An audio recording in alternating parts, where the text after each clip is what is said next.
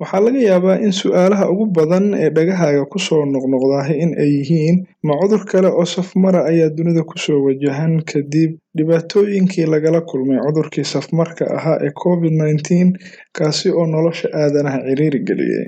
Sida ay ku dhawaaqday xogayaha joogtada ah ee wasaaradda caafimaadka dalka Uganda, marwada lagu magacaabo Diana Awoni, waxa ay sheegtay 20kii Sebtembar ee sanadkan oo ahayd maalin Talaado ah in bukaankii ugu horreeyay ee la xaqiijiyay in uu u geeriyooday cudurka Ebola uu ku dhintay dalkaas.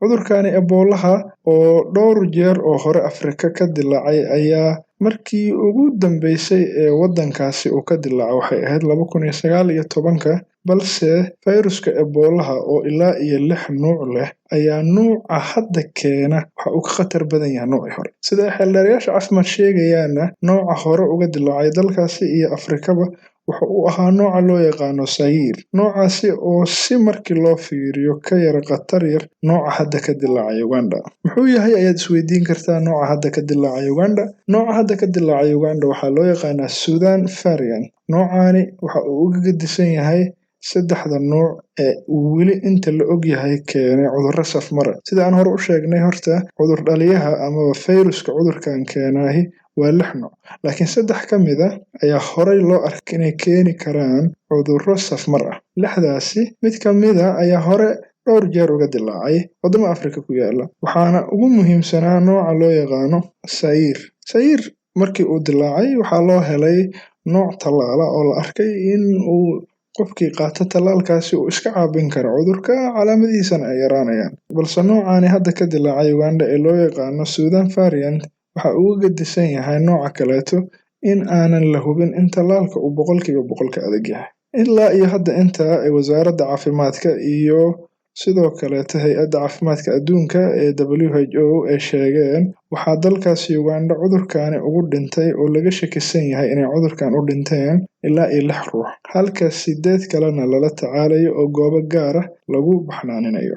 Sida ay sheegtay hay-adda caafimaadka u qaabilsan adduunka, waxa ay wadaa dadaallo lagu xakameynayo faafitaanka cudurkani maadaama aysan dowladda Uganda u babacdhigi karin cudurkan haddii uu faafo caalamku idil khatar ku ah. Sidoo kaleetana war ay soo saartay isla hay-adda qaramada midoobay u qaabilsan caafimaadka ee magaceeda loo soo gaabiyo WHO, waxa ay sheegtay in tallaaladii hore u jiray ee ka hortagi jiray cudurka Ebola la hubay in ay wax ka tari karaan noocii hore u dillaacay ee loo yaqaano Zaire, balse ilaa hadda ma cadda in uu wax ka tari karo tallaalku noocan hadda dillaacay ee loo yaqaano Sudan variant. Waxa ayna hay-adda caafimaadka adduunku sheegtay in heerka dhimashada ee cudurkan loo yaqaano Ebola ee uu keeno nooca fayruska ee Sudan variant-ga la yiraahdo ay heerkiisa dhimashadu tahay mid aad u sarreysa oo u dhexeeya 41% ilaa iyo 100%, taasi oo ka dhigan in cid kasta oo cudurka asiibo ay khatar ugu jirto inay u geeriyooto,